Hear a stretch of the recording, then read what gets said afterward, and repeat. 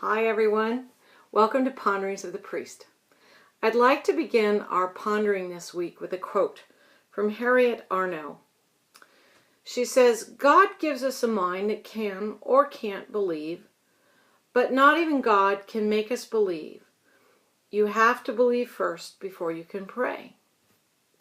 So we have minds because we have free will. We have the choice of whether we're going to want to believe in God or whether we think we can't believe in God.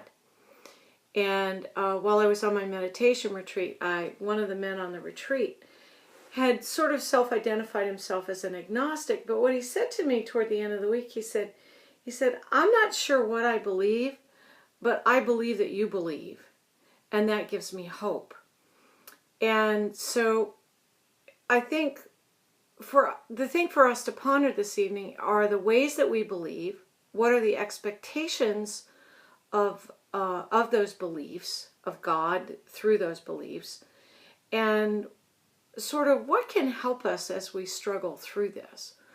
And the first thing I would do is I'm going to disagree with her that you have to believe first before you can pray. I don't think that that's true at all.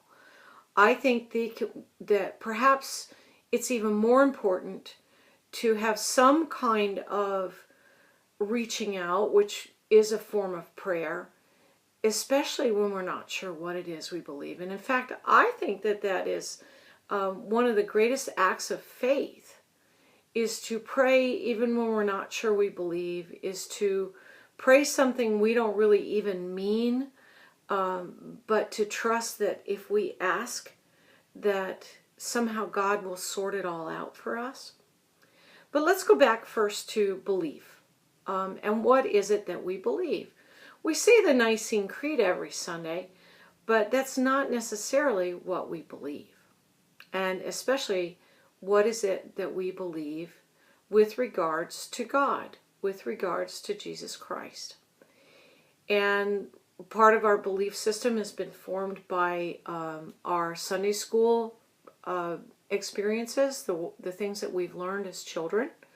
Part of it is shaped by what we've learned as adults in adult education classes, and part of it is shaped by our experiences.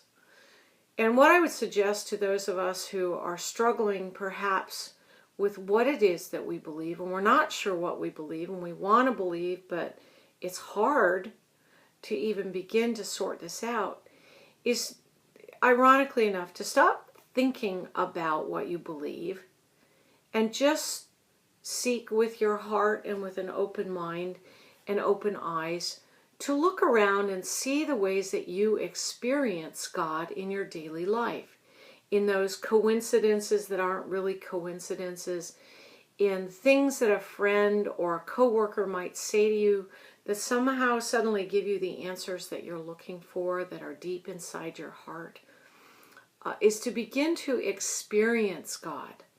Experience God in nature, all around us, in the large and small things. These will help shape our beliefs.